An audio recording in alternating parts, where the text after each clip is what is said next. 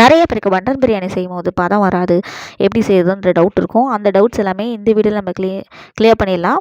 1 kg rice 1 kg மட்டனை வச்சு எப்படி செய்யுதுன்னு பார்க்கலாம். இப்போ 1 kg நல்லா எல்லாம் ஆட்டுக்கறியாக வாங்கிக்கோங்க. இதில் வந்து ஒரு டேபிள் ஸ்பூன் காஷ்மீரி மிளகாய்த்தூள், இதில் கலர்லாம் நம்ம ஆர்டிஃபிஷியல் எதுவும் சேர்க்க போகிறது கிடையாது. ஒரு 1/4 டேபிள் ஸ்பூன் மஞ்சள் தூள், உப்பு, இதை மட்டும் போட்டு நல்லா நம்ம மேரினேட் பண்ணி வச்சுக்கலாம். நான் இப்போ சொல்கிற மெத்தட் வந்து ரொம்ப ஈஸியாக தம் ப்ராசஸில் தான் பண்ண போகிறோம். ஒரு 1/2 அன் ஹவர் வந்து இது வந்து மேரினேட் ஆகட்டும், அப்படியே இது சைடில் வச்சுக்கலாம். இப்போ இதுக்கு தேவையான அரிசி நம்ம எப்படி செய்கிறதுன்னு பார்த்துடலாம். இதுக்கு பார்த்திங்கன்னா பாஸ்மதி ரைஸ் வந்து நீங்கள் ஊற வச்சுருங்க. ஒரு 1 kgக்கு பாஸ்மதி ரைஸ் ஊற வச்சுங்க. எந்த பிராண்ட் வேணாலும் வாங்கிக்கோங்க. நான் வந்து யூஸ் பண்ணுற பிராண்ட் பார்த்திங்கன்னா இந்தியா கேட்டு அந்த ப்ளூ கலர் பேக்கெட் தான். இப்போ இதில் வந்து ஒரே ஒரு டேபிள் ஸ்பூன் இஞ்சி பூண்டு விழுதும் லைட்டாக எண்ணெயும் ஊற்றி நம்ம குக்கரில் வந்து நல்லா வேக வச்சு எடுத்துக்கலாம். இது வேக வைக்கிறதுக்காக நான் வந்து ஒரே ஒரு அரை கொட்டாங்கச்சி சேர்த்துக்கிறேன். இது சேர்த்து நம்ம வந்து வேக வைக்கும் போது சீக்கிரமாக வந்து வெந்து கிடச்சிடும். இப்போ பிரியாணி சட்டி எடுத்துக்கலாம். பிரியாணி சட்டி எடுத்துகிட்டு நெய் விட்டுக்கலாம். நீங்கள் ஒரு 50 ml நெய் எடுத்திங்கன்னா 50 ml வந்து எண்ணெய் சேர்த்துக்கோங்க.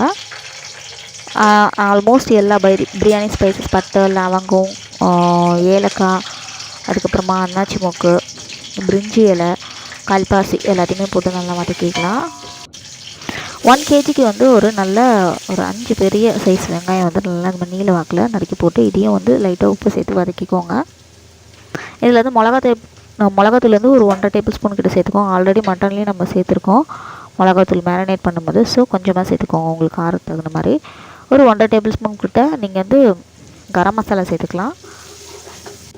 இது வந்து ஆல்ரெடி நம்ம வந்து எண்ணெயில் வதக்கிறதுனால உங்களுக்கு வந்து கலர் வந்து நல்லா வந்து சூப்பராக இருக்கும். இஞ்சி பூண்டு விழுது நல்லா ஒரு 4லேருந்து 5 டேபிள் ஸ்பூன், பெரிய டேபிள் ஸ்பூன் அளவு போட்டுக்கோங்க. ஃப்ரெஷ்ஷாக அரைச்ச இஞ்சி பூண்டு பேஸ்ட்டு தான் போடணும். இது வந்து கொஞ்சம் நல்லா எண்ணெயில் வதங்கட்டும். இப்போது இந்த ஸ்டேஜில் நல்லா வெந்நீர் வந்து எடுத்துக்கிறேன். ஒரு 2 லிட்டர் வெந்நீர். அதில் வந்து கொஞ்சமாக கிராம்பும் புதினாவும் சேர்த்து அதில் வந்து நம்ம கொஞ்ச நேரம் கொதிக்க வச்சிடலாம். அதுக்கப்புறம் ஒரு 50 ml தயிர் வந்து சேர்த்துக்கிறேன். கிட்டத்தட்ட பார்த்திங்கன்னா ஒரு கரண்டி தயிர். இது எதுக்கு இந்த ப்ராசஸ் பண்ணுறோன்னா, அரிசி வந்து வேக வைக்கிறதுக்காக சைட் பை சைடு இது மாதிரி பண்ணிக்கிறேன் நான். இந்த தயிரெல்லாம் சேர்ந்து நல்லா வந்து இந்த மாதிரி எண்ணெய் பிரிஞ்சு வரும்போது பச்சை மிளகாய் சேர்த்துக்கலாம். பச்சை மிளகாய் வந்து நீங்கள் கீரி போட்டிங்கன்னா ரொம்ப காரம் அதிகமாக இருக்கும், முழுசாக போட்டிங்கன்னா கொஞ்சம் காரம் உங்களுக்கு கம்மியாக இருக்கும். தக்காளி சேர்த்துக்கலாம். தக்காளி எவ்வளோ போடணும்னு பார்த்தீங்கன்னா நல்லா ஒரு 4 பெரிய பழுத்த தக்காளி வந்து சேர்த்துக்கலாம். தக்காளி வந்து இந்த மாதிரி நல்லா கொஞ்சம் ஓரளவு மீடியமான சைஸ் பீஸை போட்டு சேர்த்துக்கோங்க. இப்போது மட்டன் நம்ம வேக வச்ச தண்ணி வந்து வேஸ்ட் பண்ணக்கூடாது. மட்டன் மட்டும் நம்ம எடுத்துக்கலாம். மட்டன் வந்து நல்லா பஞ்சு மாதிரி வெந்துருச்சு.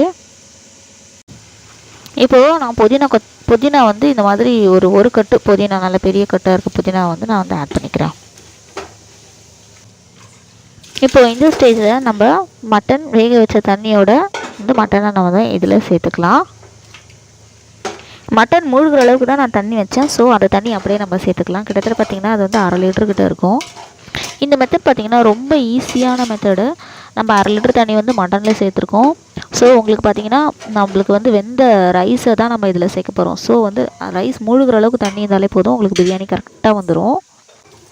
இந்த ஸ்டேஜில் வந்து உப்பு சேர்த்துக்கோங்க. அதே சமயத்தில் ஒரே ஒரு 1/2 லெமன் வந்து நான் புழிஞ்சிக்கிறேன். நீங்கள் வந்து புளிப்பு பார்த்துட்டு லெமன் வந்து கூட குறைச்சி ஆட் பண்ணிக்கலாம். கொஞ்சம் நேரம் இது நல்லா கொதிக்கிட்டோம். 1 கிலோக்கு அரிசிக்கு பார்த்திங்கன்னா உங்களுக்கு வந்து கிட்டத்தட்ட 800 ml தண்ணி வரும். ஆல்ரெடி நம்ம 1/2 லிட்டர் ஊற்றிட்டோம். ஸோ மீதி இருக்க தண்ணியை நான் இதோட சேர்த்துக்கிறேன். சேர்த்து நல்லா கலந்து விட்டுக்கோங்க. இப்போ பார்த்திங்கன்னா நல்லா ரைஸ் வந்து பாஸ்மதி ரைஸை ஊற வச்சுட்டேன் ஒரு 15 மினிட்ஸ்க்கு மேலேயே. அந்த ஊற வச்ச பாஸ்மதி ரைஸ் வந்து நம்ம வந்து கொதிக்கிற தண்ணியில் தான் நீங்கள் ஆட் பண்ணணும். ஜில்லுன்னு இருக்க தண்ணியோ இல்லை வெதன்னு இருக்க தண்ணியிலோ கிடையாது. நல்லா ஹாட்டாக இருக்க தண்ணியில் வந்து ஒரு 2 நிமிஷம் கொதிக்க விட்டிங்கனாலே போதும், உங்களுக்கு வந்து ரைஸ் வெந்து கிடச்சிரும். இப்போ பார்த்திங்கன்னா ரைஸ் வந்து உங்களுக்கு நல்ல நீளமாக வெந்து வந்துருச்சு. 70% கிட்ட நம்மளுக்கு வந்துருச்சு. இப்போ வந்து இதை ஸ்ட்ரெயின் பண்ணிக்கலாம். இந்த வந்து தண்ணியை வந்து வேஸ்ட் பண்ணாதீங்க. நம்ம அரிசி போட்டதுக்கப்புறம் அரிசியும் தண்ணியும் லெவலாக வரணும். ஸோ அதுக்காக நம்ம அட்ஜஸ்ட் பண்ணுறதுக்காக தண்ணி எடுத்து வச்சுக்கணும். இப்போ பார்த்திங்கன்னா இந்த ஸ்டேஜில் நம்ம உப்பு காரம் எல்லாமே செக் பண்ணி பார்த்துக்கோங்க. சப்போஸ் வந்து உப்பு கம்மியாக இருந்ததுன்னா கொஞ்சம் நம்ம ஆட் பண்ணிக்கலாம். இப்போ நம்ம ஆல்ரெடி வந்து வேக வச்சு பாஸ்மதி ரைஸை ஸ்ட்ரெயின் பண்ணி இதில் சேர்த்துக்கலாம். இப்போ வந்து இதை வந்து சமப்படுத்துங்க. உங்களுக்கு வந்து தண்ணி எந்த அளவுக்கு இருக்குன்னு தெரியும். இப்போ பார்த்தீங்கன்னா ரைஸ் வந்து கொஞ்சம் வந்து எக்ஸ்ட்ராவாக இருந்தது தண்ணி தேவைப்படுது. ரைஸும் தண்ணியும் கொஞ்சம் சம அளவில் வரணும். அதுக்காக நான் அந்த ஸ்ட்ரெயின் பண்ணி வச்சுருந்த தண்ணியை சேர்த்துக்கிறேன். இது தாங்க பதம். இந்த பதத்தில் நீங்கள் மூடி வச்சிங்கன்னா அரிசியும் தண்ணியும் சம அளவில் வந்து தண்ணியில் மூடி வச்சிங்கன்னா உங்களுக்கு வந்து ரொம்பவே கரெக்டாக வரும். அவ்வளோதான். இப்போ இது 2 நிமிஷம் விட்டிங்கன்னா இந்த மாதிரி கொதிநிலை வந்துடும். அப்போ வந்து நம்ம வந்து தம் போட்டுடலாம். நான் வந்து நெய் வந்து ஒரு 1½ டேபிள் ஸ்பூன் கிட்ட விட்டுக்கிறேன். நல்லா மூடி வந்து டைட்டாக இருக்க முடியாக பார்த்து நீங்கள் சூஸ் பண்ணிக்கோங்க. போட்டுட்டு அது மேலே வெயிட் வச்சுக்கோங்க. இந்த மாதிரி சுடு தண்ணியே நான் அந்த மாதிரி மேலே வச்சுருக்கேன். வச்சுட்டு ஒரு 2 நிமிஷம் கழித்து என்ன பண்ணணும்னா தோசைக்கல்லை வந்து வச்சிடணும். ஃபுல்லாக சிம் பண்ணிவிட்டு தோசைக்கல் வந்து பழைய தோசைக்கல் இருந்தால் நீங்கள் அடியில் வச்சுக்கோங்க. இப்போ இந்த மாதிரி இரும்பு தோசைக்கல் நல்லா சூடுபடுத்திக்கோங்க. அதுக்கப்புறமா நீங்கள் இதை அடியில் வச்சுக்கோங்க. வச்சுட்டு ஒரு 15 to 20 மினிட்ஸ், மேக்ஸிமம் 20 மினிட்ஸ் தான். அதுவும் சிம்மிலே தான் வேகணும். அதுக்கப்புறம் நம்ம ஓப்பன் பண்ணி பார்க்கலாம். பாருங்கள், சூப்பராக நம்மளுக்கு ரைஸ் பாருங்கள் எவ்வளோ உதிரி உதிரியாக வந்திருக்குன்னு. சூப்பராக இருக்கும்.